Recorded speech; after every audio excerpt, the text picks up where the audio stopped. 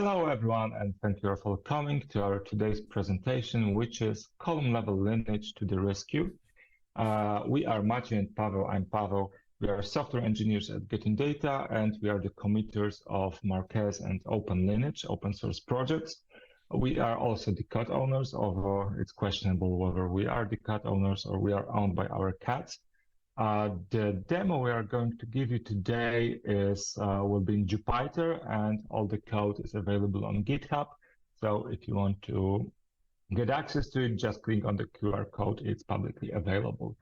We'll start with some few questions that you may find reasonable to answer. First is, why should lineage be important to you?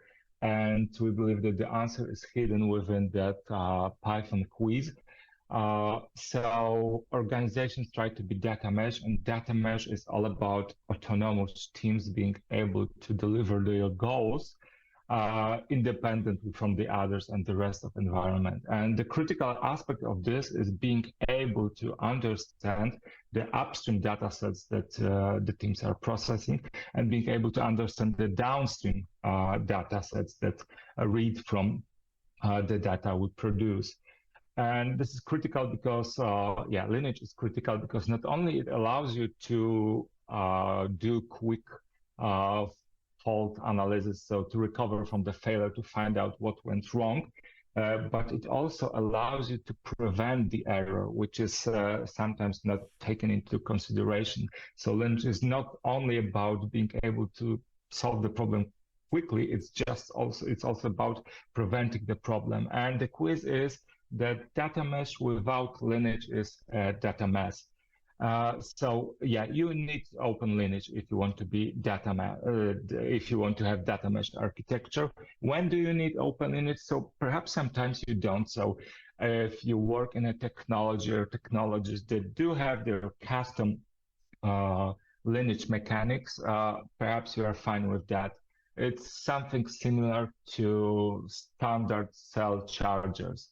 If everyone within your family has Nokias, you don't need the standard for charging devices. Yeah?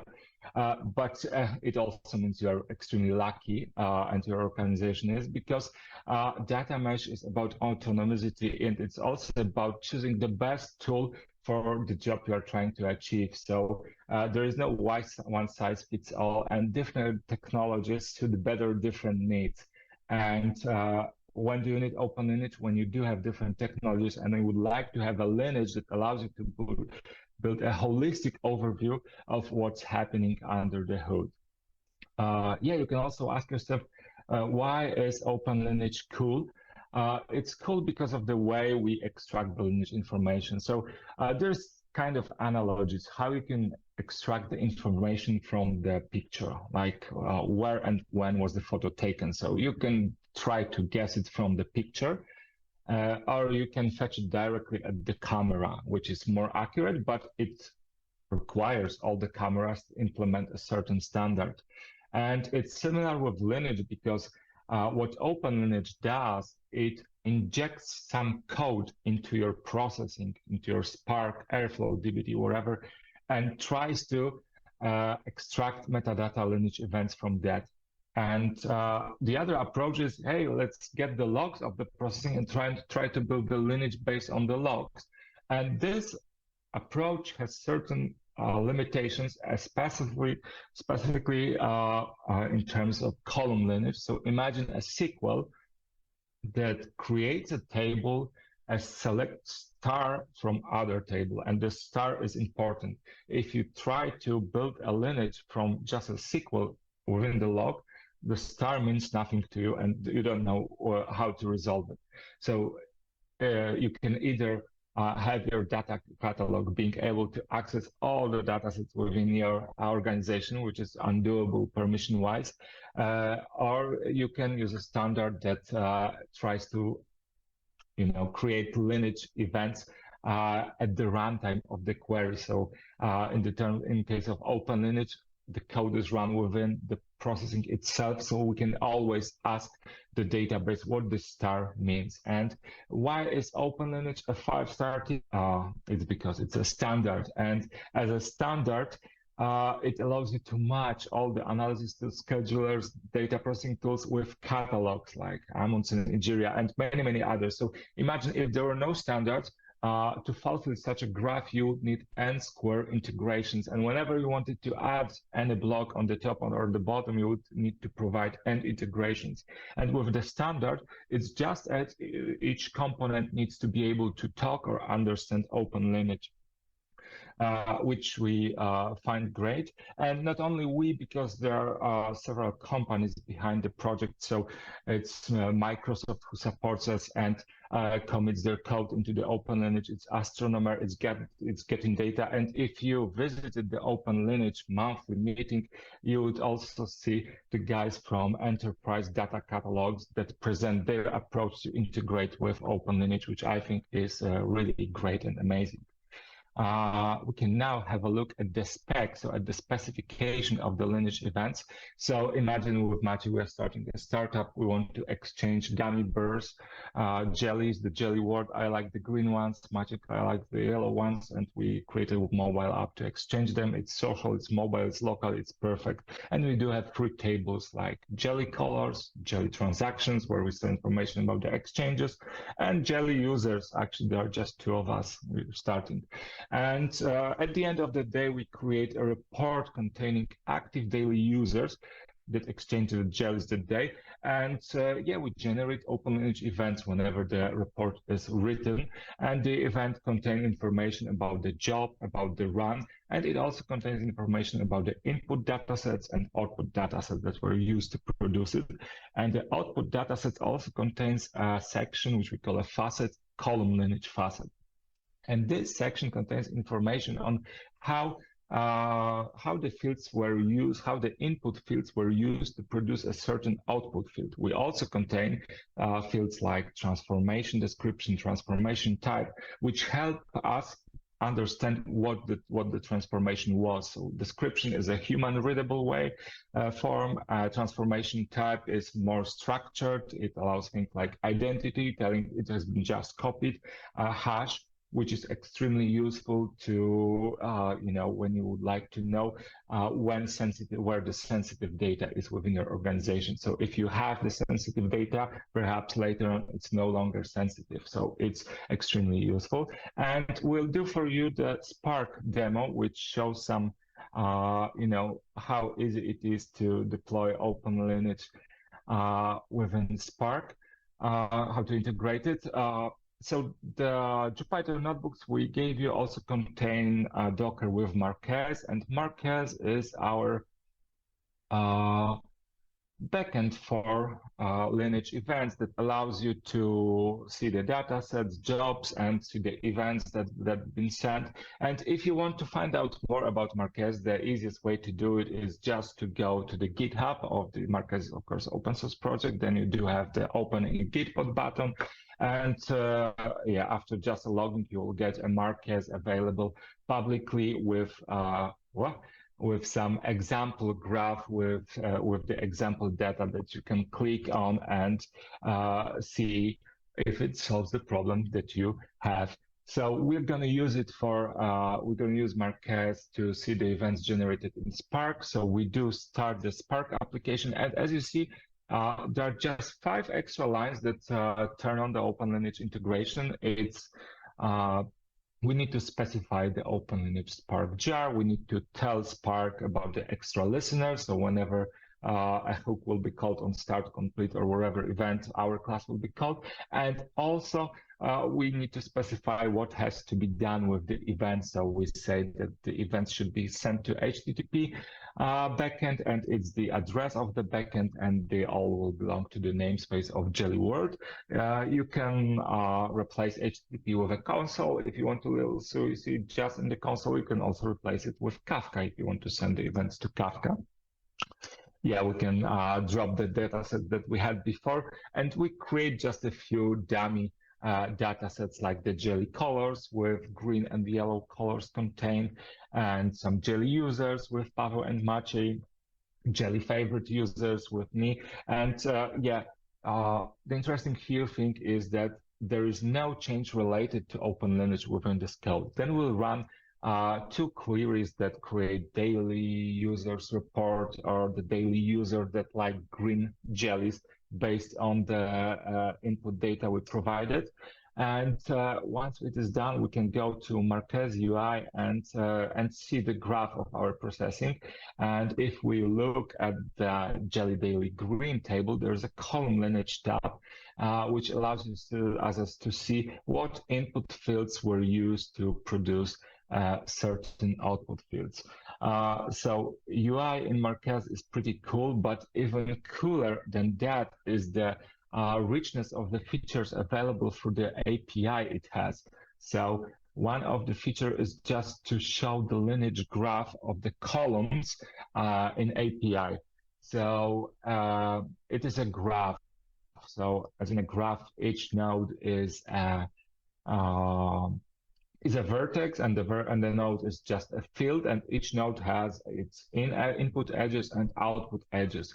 And when requesting such a graph, you can specify how big the graph should be. So you can specify what's the maximal depth of the graph. You can specify if you want just an upstream lineage, which is available by default, but you can also specify that you also want a downstream, which is great because the downstream lets you find out, assume you are modifying some column within your processing, and you can go here and find the downstream to see what other data sets far away from you will be affected. So that's why I think it's cool. Because the only change are those 5 lines at the beginning when the Spark session is started. And if you do start your Spark jobs through Airflow and you do use some custom operator in Airflow within your organization, then it's just it's just a job for a few ops guys that are responsible for the operator to include those configuration lines, and OpenLineage events will be sent for all the Spark jobs you have. Maciej, I think we're now back to you. Hey, so Paweł told you about Spark, but Spark isn't the only system we want to collect lineage from. Right now, Python is the most popular language for data engineering, and Airflow is the most popular scheduler that is used for mostly Python jobs. But the data engineering world has been moving towards SQL as a primary language for defining data transformations instead of general programming language tools. We've seen this also in Spark. The jobs that would previously be defined in hardcore Scala-based system gained new SQL interface that is pleasant to use for data scientists and analysts to use. This, combined with rise of scalable cloud-based data warehouse systems like BigQuery, Snowflake, Redshift, Managed Spark, like Databricks, as well as rise of table formats like Apache Iceberg and Delta Lake, means enterprises and smaller companies can afford to keep the data in one place and transform it in this one place using tools like dbt and SQL transformations. We also want to collect lineage from systems as such, and some systems like BigQuery have nice API that we generally can use to query for table lineage.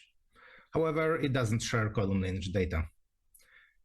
Other systems like Snowflake provide access history view that you could use for this job.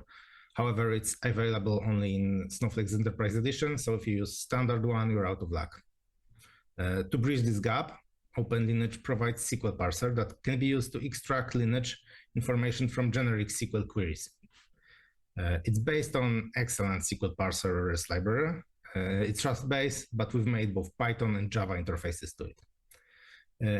We can use it from Airflow for things like Snowflake operator, Postgres operator, or even Spark when you're collecting to JDBC database. So now we'll see Python and Java example of how parser works.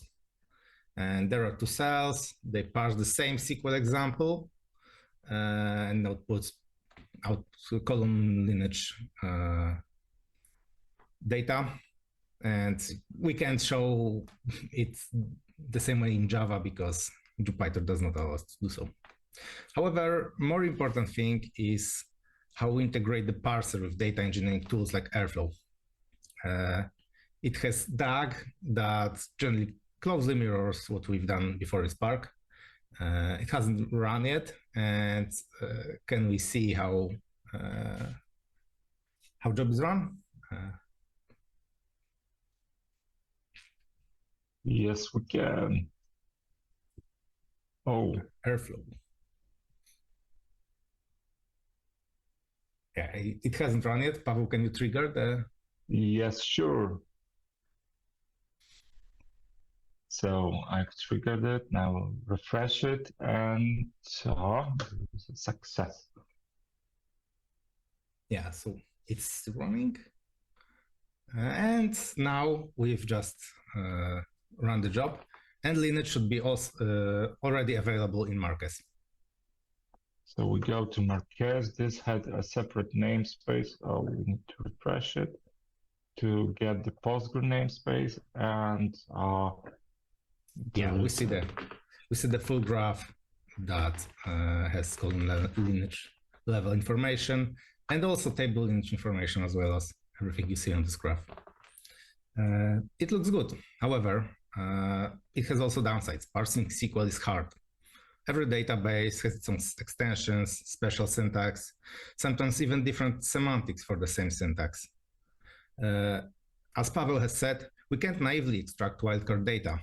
But as we're running in a runtime in the space of the scheduler, Airflow, we can query the database in the same moment that we are running the query, so we always know what the tables are. And we are actively developing OpenLineage integration with SQL databases, collaborate with different players in that space to make sure the column level lineage is well supported. Yeah, so that's the great demo. Thank you, Maciej, for that. And I think it covers a lot of practical use cases, because we've shown the Airflow plus Postgre, which is perhaps not that practical in big data domain, but it's easy to show. But it's a SQL. We resolve SQL. And Maciej, do you remember what SQL engines are supported within Airflow and integrated within OpenLineage? Basically, broadly, like I said, Postgres is the smallest. We support Snowflake, BigQuery, Redshift,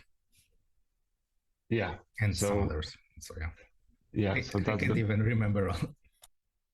Yeah, but these are the most popular, I would say. I also think Spark is really popular. We also support Flink, which we started support because it's a streaming engine. And why is it so great? So I think that the great thing here is that column lineage is collected automatically. So you don't need to provide any per job information telling what's been done with the job. You just integrated with OpenLineage through the Airflow or through ExtraJar in Spark, and it's working. It's a standard that's integrated with Airflow, Spark, Redux, everything, and the amount of integrations is increasing. So the adoption is increasing, and as we see the enterprise data vendors come to our OpenLineage public open source meetings and discuss their integrations and their plans and the progress they are doing. So I think that's the amazing part, that it's easy to integrate, and it integrates with a plethora of data tools within ecosystem.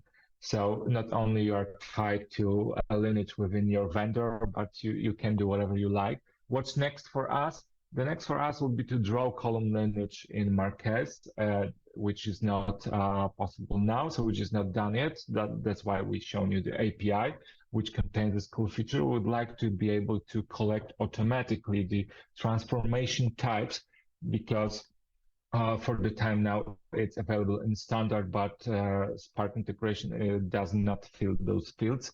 And we would like to extend tracking of sensitive data and sensitive data usage.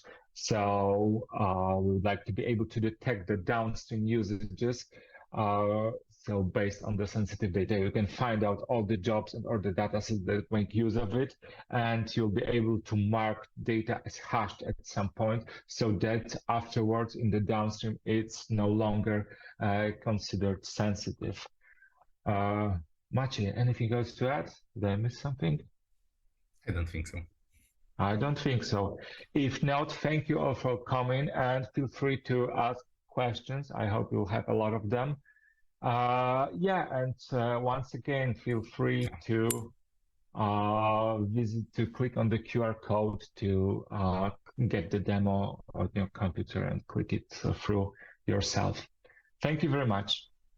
Maybe one thing, if you don't know how to use a QR code and don't want to, you can find us at openlineage.io, search for OpenLineage on GitHub, marquezproject.ai, and also Marquez GitHub. Yeah, or try it with Open with Gitpod is the feature available since last week, and it's great because you just click it and get the Marquez demo instance up and running where you can click and see what's available here. Thank you for the second time. Thank you, guys.